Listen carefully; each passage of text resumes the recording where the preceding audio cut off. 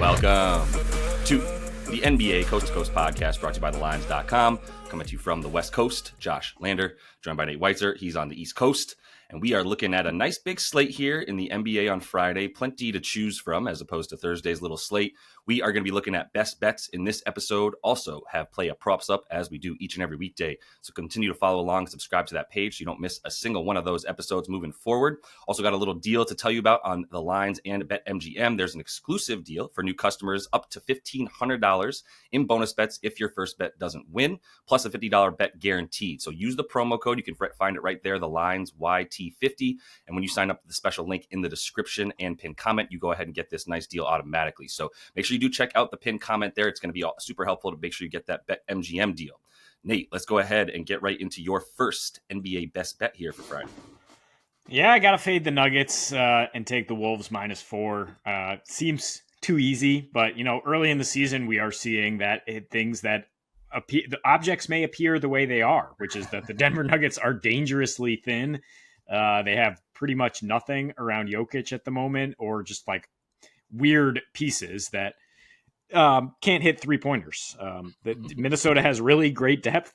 Denver has Westbrook coming off the bench. So, this is just an absolute mismatch once you get beyond, guys 1, 2, and 3, which say what you will about what Jokic has done to Rudy Gobert. It's not easy for him to get 40 against Gobert. And the Nuggets have proven on this little road trip where they went to overtime both games that they need 40 from Jokic to compete against anybody. It would appear, certainly anybody on the road and in Minnesota.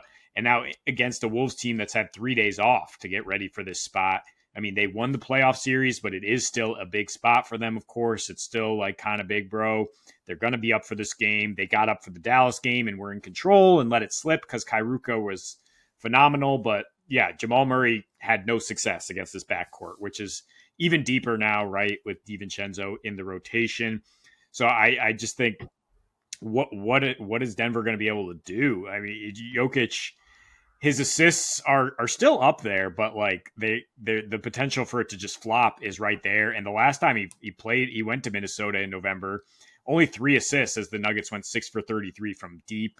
They also went 28% from deep against Mini in March, lost that one by 13. Right now they're 29th in just 3-point attempts. They're not even able to get them up or space the floor. And then Aaron Gordon's not getting his because it's all congested down there. Minnesota with the rest advantage, 15-8 against the spread last year, 21-3 straight up. They are also 24-8 straight up after a loss, and 71% straight up as a favorite. So pretty small spread here. I'll take the Wolves. I get it. I have no issues with that bet at all. I don't know what I mean. Yeah, they can't shoot.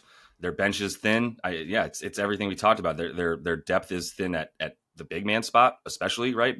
You've got Julian Strawther that can bring you a few points off the bench. That's fine. Westbrook, when he has his random 22-point game, whatever, but that's what you're banking on now. You're in trouble. And Jokic told us that they couldn't shoot and then came out and hit 7 threes in the next game to prove his point, essentially. I'm the only one doing this right now. And I strongly considered a Jamal Murray under in this game, and I'm still considering it. And it's probably going to continue to get bet down, though. But on my first best bet, I'm going to fade the Pellies more than anything. I mean, the Pacers have not impressed me, but they're -4 favorites here.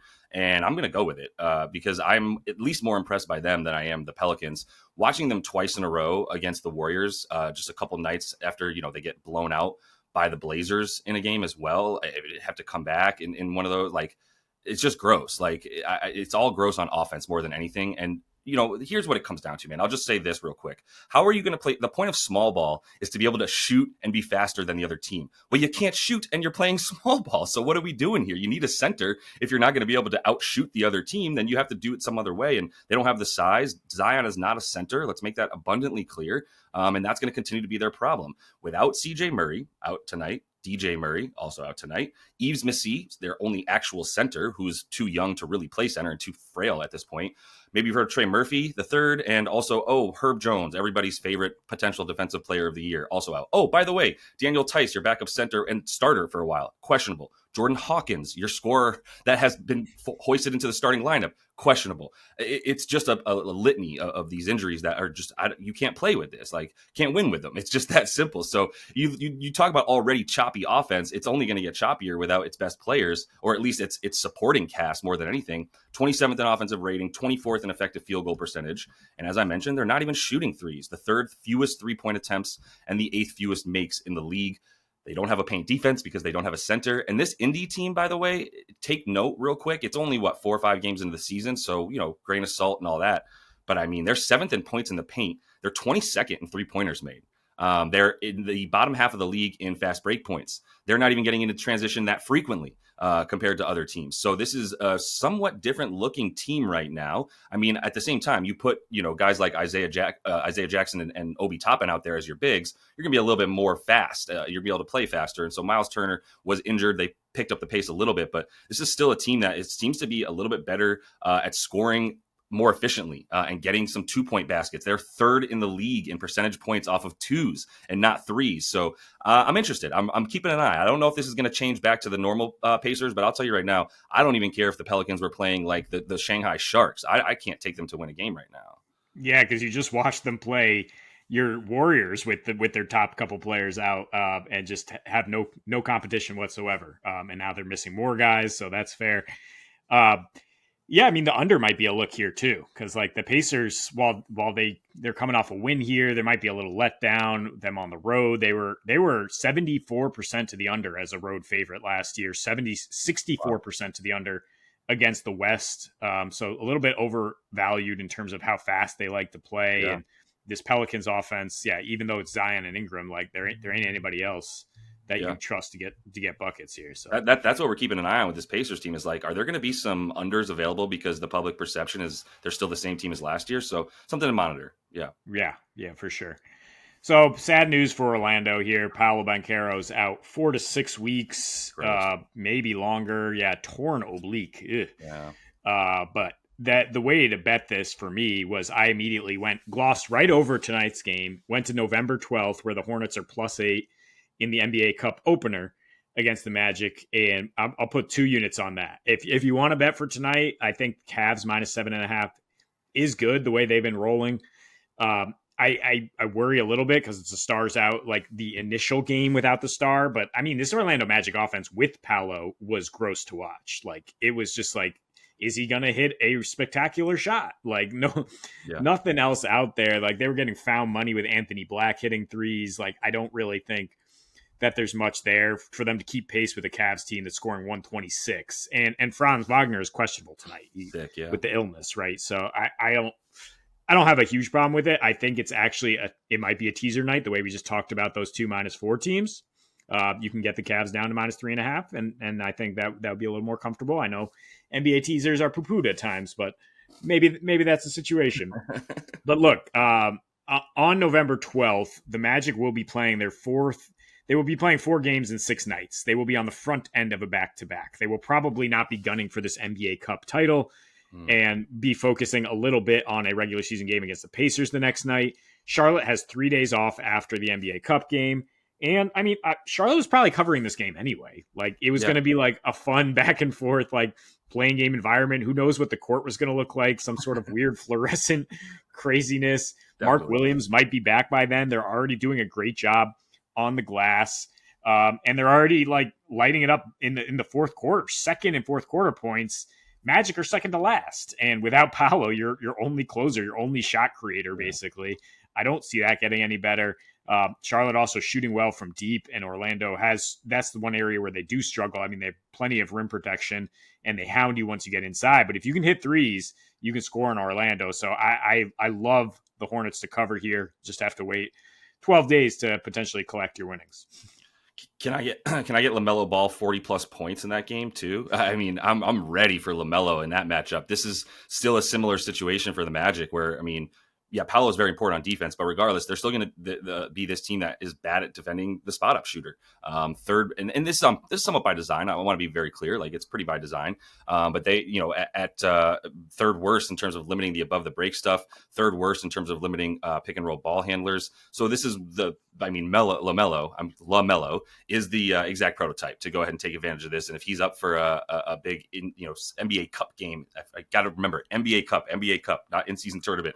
IST. Yeah, NBA Cup is much better, but I love the foresight, man, and I'm really sad about Paolo. And maybe tonight, I'll just throw out there, maybe a little the Magic are winning at the end of the first quarter and they lose the game kind of thing. Stars out, bets up. Maybe it only lasts for like the beginning part of the game, and then the Cavs are like, wait, we're one of the best offenses in the league. I'm really mad because I was going to eye Donnie Mitchell, by the way, and I just want to throw out my Cavs stuff since I found it and I love it. First in offensive rating, first in points per game, fourth in defensive rating, first in effective field goal percentage, eighth in pace. I love that they're eighth in pace because that half court offense is not good. And guess what? That transition offense is good. So I'm really excited for the Cavs this year. I'm actually really buying into this start for them. So, all right, last pick here. I don't have Nick Claxton props, but I got an SGP. And when Claxton gets some points, I'm going to attack him against Vooch. And I love Schroeder's assists. So we're looking at that Nets and Bulls game. Schroeder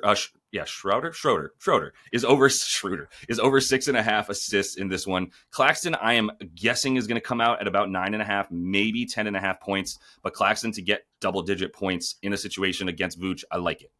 This matchup has been that specific matchup of Claxton and Vooch has been Claxton's to win. To be honest, you look at Vooch in the last 6 games against Claxton, has had a lot of trouble scoring, not as much trouble rebounding. So I like Claxton on the points and the ability to limit Vooch's points, but I do think Vooch will win the rebounding battle.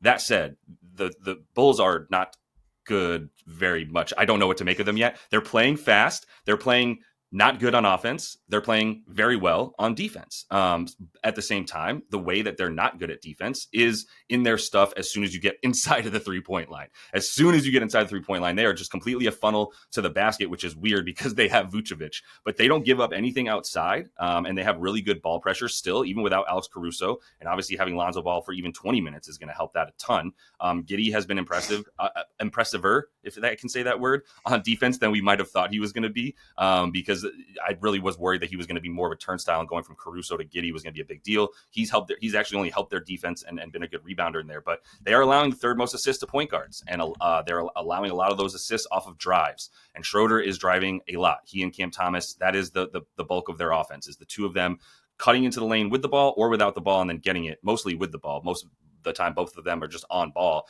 But Schroeder has become the clear-cut point guard. So I really like his assists in a situation where he should be able to get into the lane, and then that lob will be available to Nick Claxton, because this Bulls team is dead last in limiting stuff inside of 5 feet and right around the rim. Their rim protection, as we keep saying, it's Vooch. It's Vooch's fault. We all know that, and it's going to continue to be that. And Pat Williams has not proven to be a defensive power forward sitting alongside him with his, $18 million a year or something that he's making now. So 12.8 potential. So basically 13 potential assists for Schroeder, racking up 8.2. So it's a pretty high percentage, but it's still right at about 65%. That's like the ceiling for what I say is still somewhat reasonable amount of assists off of your potential assists. So I'm going to continue to take him to have that success with most touches on the team by far, most passes received and made by far. I think he's just going to continue to be the focal point of the offense, and Cam Thomas is not eating into that at all.